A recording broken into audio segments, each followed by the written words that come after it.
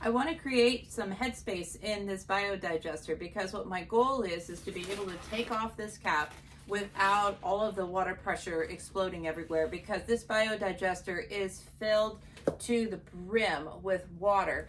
And so in order to be able to take this cap off, I need to empty out like about 25 gallons of liquid. And the way that I'm going to achieve that is to create something called a bell siphon. So this T right here for the overflow, there is a hole. And typically this is very helpful because I don't want a bell siphon to empty the biodigester down to where the hole is here in the tube.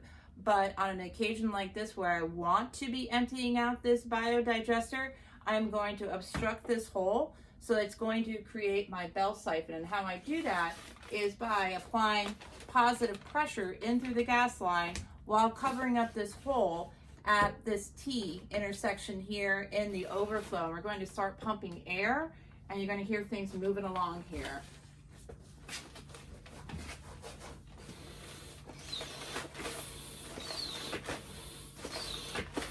So it's starting to add pressure to the inside of this biodigester.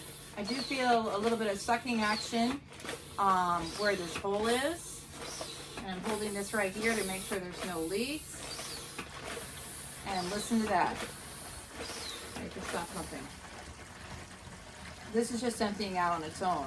I created enough pressure that this is now beginning to empty, and all I have to do is just keep my hand here, and it's going to keep on going.